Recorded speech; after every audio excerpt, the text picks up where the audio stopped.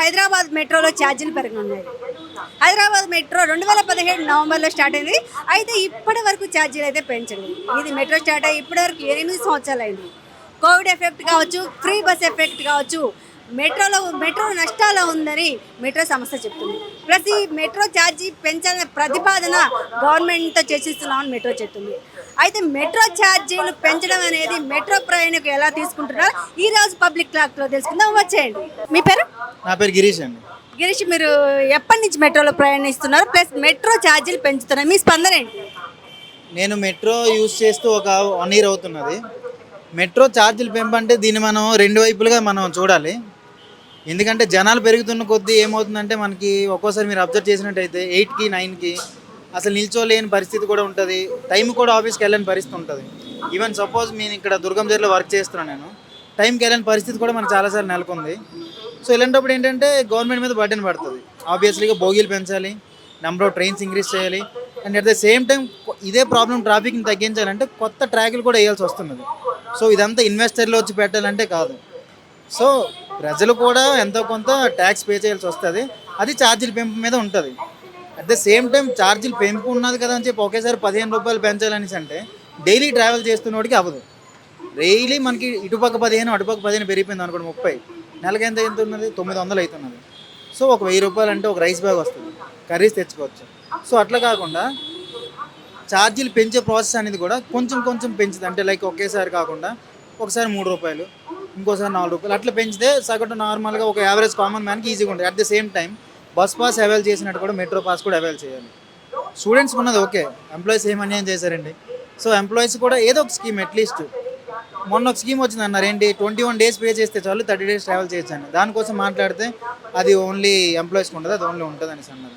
So scheme అనేది ఎట్లా ఉండాలంటే ఎవరైతే ఎక్కువ యూజ్ చేసుకోగలరో మోతాదులో అందరికీ అవైలబిలిటీ ఉండాలి. సో ఇప్పుడు సండే పాస్ ఉంటుంది. సండే ఎవరు తిరుగుతారు మేడం బయట చెప్పండి? మహా అయితే 6 to 8 ఎవడ తిరగడు, 8 కల్లా తిరుగుతారు, లేదా ఈవినింగ్ 6 తిరుగుతారు.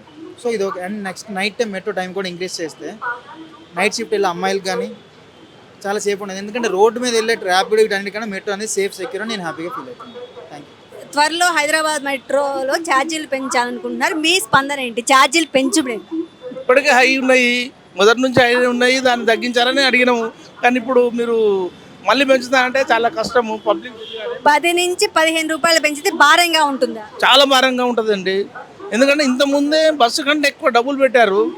కానీ ఒకటి ఏంటంటే ఏసీ అనే ఒకటి తప్పించి అంతకన్నా ఎక్కువ లేదు. కాబట్టి పెంచకుండా ఉంటే చాలా మంచిది. మిడిల్ క్లాస్ పీపుల్కి చాలా మంచి ఉపయోగపడుతుంది. మీరు ఇందాక ఏసీలో వెళ్తున్నాం అన్నారు, ఏసీ కూడా వేయట్లేదని కొంతమంది మన మెట్రోలో ప్రయాణిస్తున్న వాళ్ళు అంటున్నారు, వాస్తవమేనా?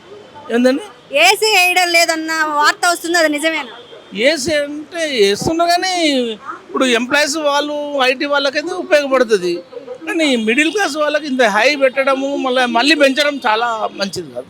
ఫ్రీ బస్ ఎఫెక్ట్ ఏమైనా మెట్రో ప్రయాణికులు తగ్గించడం ఏమైనా అలాంటి ఎఫెక్ట్ పడిందంటారా మెట్రోకి? ఫ్రీ బస్సు నుంచి ఏమి ఎఫెక్ట్ పడలేదండి. కొద్దిగా లేడీస్ రారు అంతే ఫ్రీ బస్సు వలన. జెంట్స్ అయితే అందరూ కంపల్సరీ ఇదో అదో చూసుకుంటారు. అట్లా బోగీలు పెంచాలని ఏమైనా ప్రయాణికుల నుంచి డిమాండ్ అయిందా మెట్రోకి? కంపల్సరీ పెంచారు. మొదటి నుంచి అదే 3 బోగీలతో నడుస్తుంది. అసలు యాక్చువల్గా బోగీలు పెంచారే, ఇప్పుడు కాదు మొదటి నుంచి బోగీలు పెంచారే, రేటును పెంచొద్దు. అది ఒకటి పబ్లిక్ డిమాండ్. మీరు మెట్రో వాళ్ళకి ఏమన్నా మనవి చేయాలనుకుంటున్నారు? ఛార్జీలు తగ్గించాలని, ఛార్జీలు తగ్గించాలని కానీ మెట్రోలో ఏమైనా ఫెసిలిటీస్ పెంచాలని కానీ అలాంటిది ఏమైనా ఉందా? ఫెసిలిటీస్ ఏం లేదు కానీ బోగీలు పెంచారే, రేటును పెంచొద్దు. అది ఓకే, థ్యాంక్ యూ. మనతో పాటు మహిళా ప్యాసింజర్ కూడా ఉన్నారు. అసలు మెట్రోలో ఛార్జీలు పెంచడం కరెక్టా కాదా ఆవిడ తెలుసుకుందాం. మేడం, మీ పేరు? నా పేరు తెరిసా. మీరు డైలీ మెట్రోలో ట్రావెల్ చేస్తారు కదా, ఛార్జీలు పెరుగుతున్నాయి, మీ ఒపీనియన్? ఛార్జీలు పెంచితే పెంచండి, బోగీలు కూడా పెంచాలి. ఎస్పెషలీ విమెన్కి, ప్లస్ రాయదుర్గ్ నుంచి ఇటు సిటీస్ లోపలికి వచ్చే వాళ్ళకి రాయదుర్గ్ ఎందుకంటే అదంతా ఆఫీస్ ప్లేస్, చాలా ఊపిరి కూడా ఆడదు, అంత టైట్గా ఉంటుంది. సో బోగీస్ పెంచితే బాగుంటుంది. దాదాపు ఎక్కువ ఐటీ ఎంప్లాయీస్ ట్రావెల్ చేస్తుంటారు డైలీ. మెట్రో సమస్యకి మీరు ఎలాంటి విజ్ఞప్తి చేయాలనుకున్నారు? ఈ మధ్యకాలంలో మెట్రో మధ్యలో ఆగిపోతున్నాయి, ప్లస్ ఏసీ రావట్లేదని కొంతమంది చెప్తున్నారు, ఎంతవరకు నిజం? అదైతే నేను ఎక్స్పీరియన్స్ చేయలేదు. మ్యాక్సిమం ఇక్కడ పబ్లిక్ ట్రాన్స్పోర్ట్ కంపేర్ చేసుకుంటే మెట్రో చాలా నీట్గానే ఉంది. సో మేనేజ్మెంట్కి అది చాలా గ్రేట్ఫుల్గా ఉన్నాను. కానీ ఇంకొంచెం డెవలప్మెంట్ ఉండాలి, ఎస్పెషల్లీ మెట్రో దాంట్లో. ప్లస్ వాష్రూమ్స్ కూడా కొంచెం నీట్గా ఉండాలి. ఎస్పెషల్లీ ఇక్కడ అమీర్పేట్ వాష్రూమ్ ఘోరం అసలు. సో ఎమర్జెన్సీ టైంలో వాష్రూమ్స్ లైక్ ఒక 2-3 వాష్రూమ్స్ యాడ్ చేస్తే మంచిది. మెట్రో ఛార్జీలు పెంచడం అనేది చాలా ఇబ్బందికరమైన విషయం అండి. ఎందుకంటే జనరల్గా మెట్రో ఇప్పుడిప్పుడే పబ్లిక్కి రీచ్ అవుతుంది. ఇంతకుముందు ఎవరు ఎక్కేటోళ్ళు కాదు, అప్పుడే ఖరీదు ఎక్కువ. సపోజ్ ఇక్కడ నుండి నాగోల్కి వెళ్ళాలంటే 45 రూపీస్ అవుతుంది. ఓకే, వెళ్ళండి కూడా, అది కూడా రేట్ ఎక్కువే. యాక్చువల్గా 30 రూపీస్ ఉండేది 45 చేశారు. ఇప్పుడు మళ్ళీ దాన్ని 60 రూపాయలు చేస్తే చాలా ఇబ్బంది, ప్రజలకు ఇబ్బంది అవుతుంది. పెంచడం అనేది మంచి పద్ధతి కాదు. ఇంకొకటి, వీళ్ళు మన ఏంటంటే అప్పుడప్పుడు డిస్కౌంట్ కార్డులు కానీ లేకపోతే వేరే కార్డ్స్ కానీ ప్రొవైడ్ చేయాలి. అవి కూడా ప్రొవైడ్ చేస్తలేరు. ఒక్కొక్కసారి మెట్రోకి ప్రాఫిట్ వస్తుంది, అధికంగా లాభం వస్తుంది, మరి అదంతా ఏం చేస్తుండ్రు? అన్నెసరీ ఖర్చు తగ్గించుకోవాలి. మెట్రో ఎస్కలేటర్లు కొన్ని ఖాళీగా వెళ్ళిపోతున్నాయి. ఇప్పుడు ఎర్రగడ్డ, ఈఎస్ఐ అలాంటి ఏరియాలలో జనాలు తిరుగుతలేరు, చిన్న చిన్న సెంటర్లు, కానీ అక్కడ ఎస్కలేటర్ తిరుగుతుంది, కరెంటు వేస్ట్ అవుతుంది. లిఫ్ట్లు తిరుగుతున్నాయి అన్నెసరీ, అక్కడ వేస్ట్ అవుతున్నాయి. లిఫ్ట్లు, ఎస్కలేటర్లు పబ్లిక్ ఎక్కువ ఉండే అమీర్పేట్ సెంటర్లు, నాగోల్ సెంటరు లేకపోతే మియాపూర్ సెంటర్లో పెట్టాలి. మిగిలిన సెంటర్లో పెట్టొద్దు, కరెంట్ సేవింగ్ అవుతుంది. ఇష్టం వచ్చినట్టు పొదుపు చేయకుండా ఇష్టం వచ్చినట్టు చేసి మళ్ళీ ప్రజల మీద భారం వేయడం అనేది చాలా తప్పు.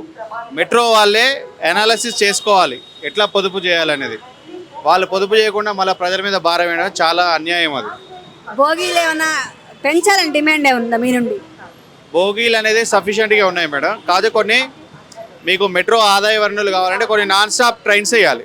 ఇక్కడ నుండి నాగోల్ కానీ, ఇక్కడ నాగోల్ నుండి మాదాపూర్ కానీ నాన్ స్టాప్ వేసి క్లాసులు పెట్టాలి. First class, second class, third class అని పెట్టవచ్చు. లేకపోతే దాంట్లోనే డైరెక్ట్ నాన్ స్టాప్గా టికెట్ తీసుకొని దానికి 100 రూపాయలు పెట్టుకోండి. నాగోల్ నుండి నువ్వు మాదాపూర్కి, రాయదుర్గ్ దాకా నాన్ స్టాప్ పెట్టేసి 100 రూపాయలు టికెట్ పెట్టేసి ఐటీ జాబ్ చేసే వాళ్ళు వీళ్ళు బేర్ చేయగలరు. కానీ మధ్యతరగతి వాళ్ళు, కామన్ వ్యాన్లు చేయలేరు. ఇప్పుడు ఇండియన్ రైల్వేస్లో వందే భారత్ ఎక్స్ప్రెస్ ఉంది, అట్లా కొన్ని ప్యాసింజర్ ట్రైన్స్ ఉన్నాయి. గరీబ్ వాళ్ళు ఏం చేస్తారు? వందే భారత్ ఎక్కరు. వాళ్ళు తిరుపతికి వెళ్ళాలంటే కృష్ణ ఎక్స్ప్రెస్ లేకపోతే ఏదో ఒకటి వెళ్తారు. అట్లనే దీంట్లో కూడా మెట్రో అనేది ప్రోగ్రామ్స్ డిజైన్ చేయాలి. ఎట్లా డిజైన్ చేయాలంటే, ధనికులు ఉన్నారు కొంతమంది, వాళ్ళు ఎక్కుతున్నారు, వాళ్ళ గురించి స్పెషల్ ట్రైన్లు వేయండి, వాళ్ళ గురించి క్లాసులు పెట్టండి, వాళ్ళని మార్కెట్ చేయండి. కానీ ఇప్పుడిప్పుడే అలవాటు పడుతున్నారు middle class, lower middle class వాళ్ళు. దయచేసి వాళ్ళని ఇబ్బందులకు గురి చేయొద్దు. ఇదే నా రిక్వెస్ట్. మెట్రో ఈ మధ్యకాలంలో కొన్ని చోట్ల ఆగిపోతుంది, దాన్ని నోటీస్ చేశాను. మెట్రో ఆగిపోవడం అంటే టెక్నికల్ ఇష్యూస్ వస్తాయి మేడం. టెక్నికల్ ఇష్యూస్ తోటి ఆగుతుంది. ఇంతవరకు అయితే ప్రజలకు ఏ విధమైన ప్రాణహాని జరగలేదు. ప్రాణహాని అనేది జరగలేదు. సేఫ్ అండ్ స్టడీగా ఉంది. మెట్రో నుంచి అప్రిషియేట్ చేస్తా. సర్వీసెస్ బాగున్నాయి, ఏసీ ఫుల్ వస్తుంది, అన్ని విధాలుగా సర్వీసెస్ బాగున్నాయి. కాబట్టి మెట్రో అభినందనిస్తున్నా. ఒకటే డ్రాబ్యాక్, రేట్ ఒకటి. ఆ రేటు కూడా పెంచారంటే మెట్రో మరి ప్రాబ్లమ్స్. గవర్నమెంట్ ఏదైనా ఇనిషియేషన్ తీసుకోవాలి. గవర్నమెంట్ ఇనిషియేషన్ తీసుకొని, గవర్నమెంట్ ఇప్పుడు ఆర్టీసీ వాళ్ళకి ఎట్లా ఫ్రీగా ఇస్తున్నారో మహిళలకి ఇవ్వండి. మళ్ళీ దీంట్లో కూడా ఫ్రీ ఇవ్వండి, మహిళలకి, వృద్ధులకి ఫ్రీ ఇవ్వండి. ఇనిషియేషన్ తీసుకోండి. అదే నా రిక్వెస్ట్. Thank you.